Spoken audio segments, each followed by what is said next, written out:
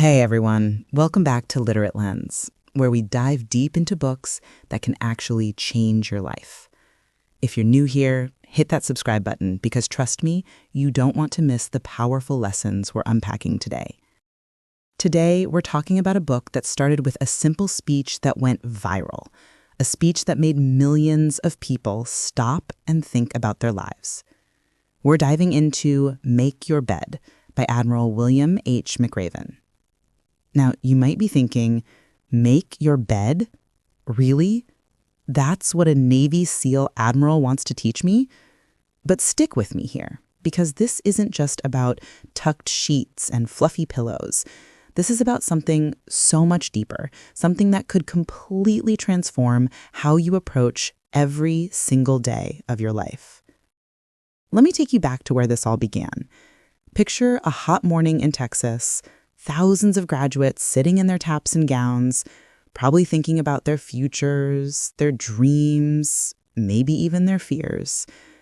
And then this man walks up to the podium, Admiral William H. McRaven, a Navy SEAL who'd spent nearly 4 decades in special operations, someone who'd seen things most of us can't even imagine, who led some of the most dangerous missions in recent history.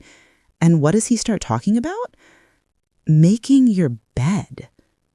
The audience probably thought he was joking at first, but then he explained something that hit everyone like a lightning bolt.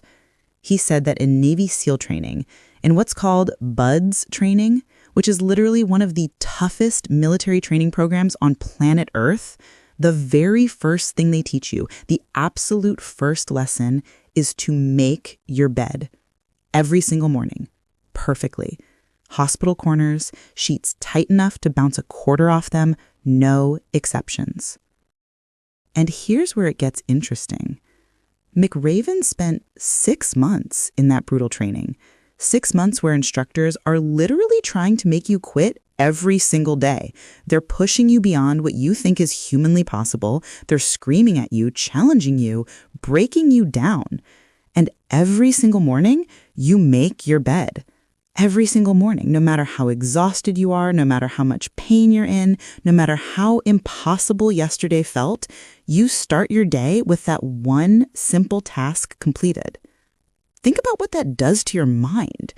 You wake up, and before your feet even hit the cold floor, before you've had coffee, before you've checked your phone and seen all the chaos waiting for you in the world, you complete one task, one perfect task. And suddenly, you've won. You've accomplished something. It's small, sure, but it's yours. It's done. McRaven talks about how this tiny act creates momentum. It's like pushing a snowball down a hill. That one made bed leads to another task completed, then another, then another. By the end of the day, that one simple bed you made has turned into 10 tasks completed, maybe 20. But here's the beautiful part. And this is what really got to me. Even if your day goes completely sideways, even if everything that could go wrong does go wrong, you come home to a bed that you made, a bed that's waiting for you, neat and clean, reminding you that you did at least one thing right today. Let me tell you something personal for a moment. There have been days in my life where I felt like I couldn't do anything right, days where I failed at work, disappointed people I cared about, felt like I was moving backwards instead of forwards. We all have those days, right? But imagine coming home on those days to something you created that morning, something that's still there, still perfect, still proving that you're capable of doing something well. That's not just about a bed. That's about hope. That's about evidence that you matter, that your actions have meaning. But McRaven doesn't stop there. He takes us deeper into SEAL training, into the freezing waters and the endless physical torture, and he shares another lesson that'll make you rethink everything. He talks about how they'd wake up before dawn and go for what they called a surf torture. Imagine this. It's pitch black, freezing cold, and they make you run into the Pacific Ocean and just lie there in the surf. The waves are crashing over you, the cold is seeping into your bones, and you're shivering so violently you think you might break apart. And there's always that moment, that tempting moment where you think, I could just ring the bell. There's literally a bell on the training compound, and if you ring it 3 times, it's over. You're done. You can get warm, get dry, get comfortable, and nobody would blame you because this is insane, right? This is beyond human endurance. But here's what McRaven learned, and here's what he wants us to understand. If you want to change the world, or even just change your own life, you have to get comfortable being uncomfortable. You have to learn to embrace the suck, as they say, because life is going to put you in that freezing water, whether you like it or not. Life is going to crash waves over your head. The question isn't whether hard times will come. The question is, will you ring the bell? I think about this all the time now. When I'm facing something difficult, when I'm scared, when I want to quit, I ask myself, am I about to ring the bell? And usually, just asking that question is enough to make me push through. Because we're stronger than we think we are. We really are. McRaven tells this incredible story about the students who would get singled out for extra punishment. The instructors would find the smallest mistakes, like a grain of sand on your uniform, and they'd make you go back into the surf, get completely soaked and sandy again, and you'd have to stay like that for the rest of the day. They called these students sugar cookies, and it seemed so unfair. These guys would be trying their absolute hardest, doing everything right, and boom, punished anyway. But here's the profound lesson McRaven discovered. Life isn't fair. It's just not. You can do everything right and still fail. You can work harder than everyone else and still get overlooked. You can be kind and still get hurt. That's not pessimism, that's reality. But here's the thing. Accepting that life isn't fair is actually liberating. Because once you accept it, you stop waiting for fairness to show up before you can be happy. You stop using injustice as an excuse to quit. You become a sugar cookie, and you keep moving forward anyway. There's this other moment he describes that absolutely floored me. During Hell Week, which is exactly what it sounds like, 5.5 days of continuous training with maybe 4 hours of sleep total, there are boat crews. 6 guys to a boat, and they have to carry these heavy inflatable boats everywhere, on their heads. And here's what matters. The boat crews that succeed aren't always the ones with the biggest, strongest guys. Sometimes it's the crew with the smallest guy, someone they nicknamed the Munchkin, who becomes the best leader. Size doesn't determine success. Strength alone doesn't determine success. What matters is heart. What matters is whether you refuse to quit. What matters is whether you inspire the people around you to be better. McRaven watched this little guy lead his crew to victory after victory, not because he was the most impressive physical specimen, but because he had something deeper, something unbreakable inside him. And that lesson, man, that's for all of us, especially if you've ever felt too small, too weak, too young, too inexperienced, too whatever. You have exactly what you need inside you already. You just have to refuse to give up on yourself. There's this moment in SEAL training called the night swim. They drop you in dark water, and you have to swim underneath boats in the San Diego harbor. It's dark, it's terrifying, and you can't see anything. McRaven talks about how your heart is pounding, you're disoriented, you're scared out of your mind. But then you remember your training. You remember to stay calm, to control your breathing, to take it one stroke at a time. And slowly, you navigate through that darkness. Life's going to put you in dark water. We all face those times where we can't see where we're going, where we're afraid, where we feel lost.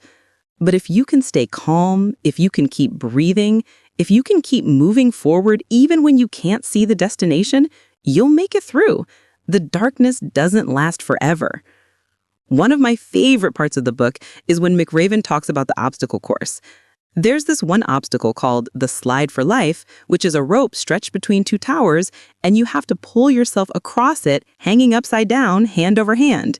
It's exhausting. Most students do it the obvious way, reaching far with each hand, trying to go fast. But there was this one group that figured out a different technique. They'd grab short, just a few inches at a time, but they'd never stop moving. And they ended up beating everyone else. Sometimes in life, you don't need to make giant leaps. You don't need to have everything figured out. You just need to keep moving forward, even if it's just a few inches at a time. Progress is progress. Motion is motion. As long as you don't stop, you're winning. McRaven also shares something that really stuck with me about facing your fears. In SEAL training, there's a pool exercise where they try to drown you. Literally. Instructors are tying your air hose in knots, ripping your mask off, doing everything they can to make you panic underwater. And panic means failure. Panic means you shoot to the surface and you're done. But if you can face that fear, if you can stay calm when everything in your body is screaming at you to panic, you pass. And McRaven realized that's the secret to facing any fear in life. Acknowledge it, respect it, but don't let it control you. Fear is just information. It's your body trying to protect you, but you're smarter than your fear. You can feel afraid and still move forward. Toward the end of the book, McRaven talks about something that really changed how I see challenges. He describes circus, which was extra training the instructors would give to the students who didn't meet standards. More sit-ups, more push-ups, more pain for 2 hours after an already exhausting day. But he noticed something amazing. The students who went through circus regularly, who faced that extra pain and pushed through it, those were often the students who graduated at the top of their class. What doesn't kill you really does make you stronger. Every challenge you face, every difficulty you overcome, every time you push through when you want to quit, you're building something. You're building resilience. You're building character. You're building a version of yourself that can handle whatever life throws at you. And then comes the most powerful lesson of all, the one that ties everything together. McRaven talks about ringing the bell, about that moment when you decide to quit. He says he watched countless talented, strong, capable people ring that bell, not because they couldn't do it physically, but because they gave up mentally. They convinced themselves it was impossible. But the people who made it through, they weren't superheroes. They were ordinary people who made an extraordinary decision. They decided that no matter what, they would not quit. Not today. Maybe tomorrow, maybe next week, but not today. And then when tomorrow came, they made the same decision again, and again, and again, until they made it through. That's the secret, isn't it? You don't have to be brave forever. You don't have to be strong for your entire life. You just have to be brave right now, strong today. And then you wake up tomorrow and do it again. McRaven ends by coming back to where he started. Make your bed. It seems so small, doesn't it? In the face of all these incredible lessons about facing fear and pushing through pain and never giving up, making your bed seems almost silly. But that's exactly the point. The big things in life, the impossible dreams, the massive goals, they're all made up of small things, small decisions, small actions, small moments of discipline. You want to change your life? Start with your bed. You want to change the world? Start with your bed. Because if you can't do the little things right, you'll never do the big things right. And if you can master the little things, the big things become possible. I'll be honest with you, when I first heard about this book, I rolled my eyes a little bit. Make your bed? Come on. But now I make my bed every single morning. And it's changed something in me. It's like I'm telling myself every single morning, I'm someone who finishes what they start. I'm someone who pays attention to details. I'm someone who shows up even for the small stuff. And on the hard days, when I come home feeling defeated, my bed is there, made, perfect, reminding me that I'm capable, reminding me that I did at least one thing right, reminding me that tomorrow is another chance to prove what I'm made of. So here's what I want you to take away from this. Life is hard. It's supposed to be hard. There will be cold water and dark nights and unfair treatment and moments when you want to quit so badly it hurts.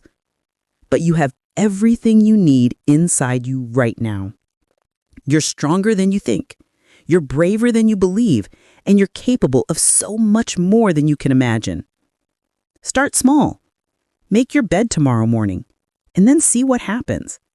See how that one small act of discipline ripples out into the rest of your day. See how it builds momentum. See how it reminds you over and over again that you're someone who doesn't give up. If this video inspired you, if these lessons hit home, please hit that like button and drop a comment telling me what you're going to change in your life starting tomorrow.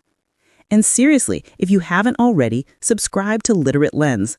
We're building a community of people who believe that books can change lives, that ideas have power, that we're all capable of becoming better versions of ourselves. Thank you so much for spending this time with me today. Thank you for being open to these lessons. And remember, whatever you're facing right now, whatever mountain looks impossible to climb, just start with one small task. Make your bed, and then see where that takes you. Until next time, keep reading, keep growing, and keep believing in yourself. This is Literate Lens, and I'll see you in the next video.